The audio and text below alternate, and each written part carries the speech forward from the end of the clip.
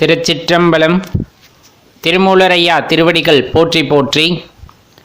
இந்த தொகுப்பில் நம்ம என்ன பார்க்க இருக்கோம்னா நண்பர்களே, சிவபக்தி அப்படிங்கிறது உங்களுக்குள்ள வந்திருக்கு அப்படின்னா நீங்கள் ஒரு புனித ஆத்மா அப்படிங்கிறத மறந்து விட வேண்டாம் அப்படிங்கிறதுக்காகத்தான் குறிப்பிட்டு சொல்ல இந்த பதிவை கொடுக்கின்றோம்.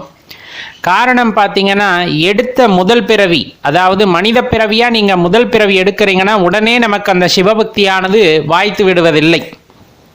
மாறாக பல லட்சம் ஜென்மங்கள் நாம் வேறு வேறு பிறவிகளை எடுத்து கடைசியாக மனித பிறவியை எடுத்து அந்த மனித பிறவியிலும் பல பிறவிகள் எடுத்து அதில் ஒவ்வொரு பிறவியிலும் நாம் அடைந்த பக்குவத்திற்கு ஏற்ப நாம் பண்பட்டு அதன் பின்னர் தான் சிவனின் மீது உங்களுக்கு பக்தி ஏற்படுகிறது. நல்லா தெரிஞ்சுக்குங்க.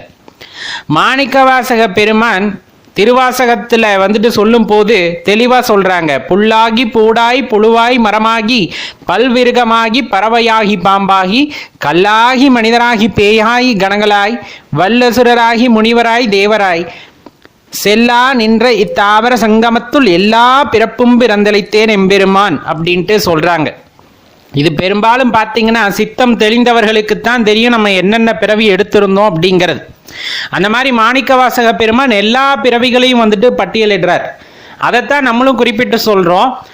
இது முதல் பிறவி அல்ல, நமக்கு பல்லாயிரம் பிறவிகள் பல லட்சம் பிறவிகள் இதற்கு முன்னால் வேறு வேறு உடல்களை தரித்து இந்த பூமியில் வாழ்ந்திருந்திருப்போம். அதிலெல்லாம் பக்குவ நிலையை அடைந்து மனித பிறவி அப்படிங்கிற இந்த அபூர்வமான பிறவி கிடைக்கிறது. அதிலும் எடுத்த பிறவியிலேயே, அதாவது முதல் பிறவியிலேயே நாம் சிவனை சரணடைந்து விடுவதில்லை.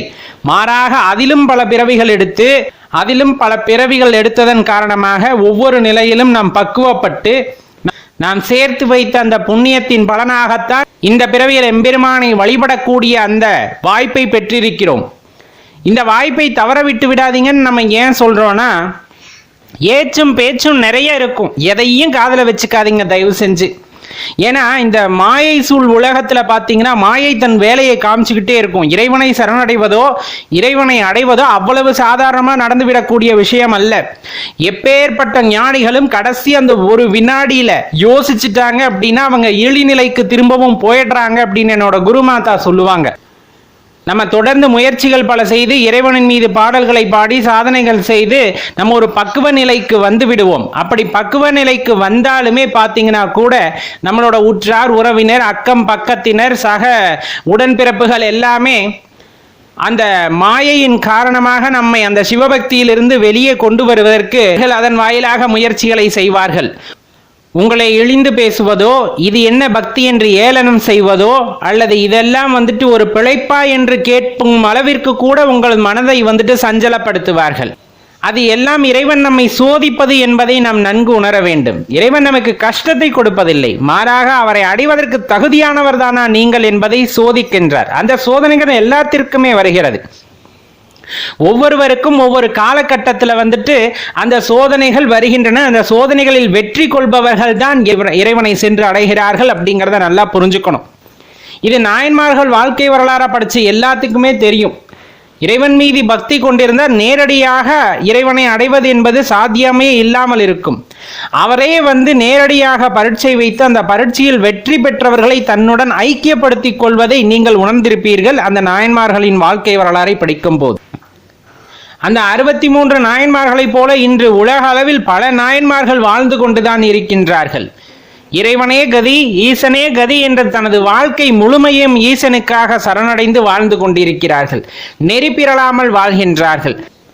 அதனால்தான் குறிப்பிட வேண்டியதிருக்கிறது நண்பர்களே, எந்த காலத்திலும் எந்த நேரத்திலும் உங்களுக்கு ஒரு இழிச்சொல் வருகிறது என்றால், உங்களை அவமானப்படுத்துகிறார்கள் என்றால், உங்களை கேலி செய்கிறார்கள் என்றால், அது எல்லாம் ஈசனுக்கே என்று அவரிடம் விட்டுவிட்டு நீங்கள் உங்கள் பணியை தொடர்ந்து செய்யுங்கள். அதைத்தான் நாம் வேண்டி விரும்பி கேட்டுக்கொள்கின்றோம். எந்த இடத்துல ஈசன் குடியிருப்பதை ஒருவன் உணர்ந்து கொண்டான் என்றால் அவனுக்கு வேறு பாக்கியம் எதுவும் தேவையில்லை. இறைவனை நினைத்து கொண்டே அந்த ஈசனை நினைத்து கொண்டே தனது வாழ்நாள் முழுவதையும் வாழ்ந்துவிட்டு இறைவனவே சரணடைந்து விடுகின்றான் அப்படிங்கிறது தான் உண்மை. சிவபக்தி அப்படிங்கிறது நம்மை நெறிப்படுத்துவது.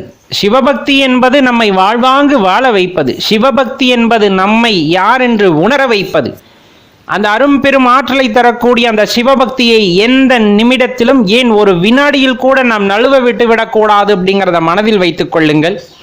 நெறி பெறலாமல் அந்த சிவநெறியில் நின்று வாழ்வாங்கு வாழ்ந்திட எல்லாம் அல்ல அந்த ஈசனை வேண்டிக் கொள்கின்றோம் நண்பர்களே. நன்றி, வணக்கம்.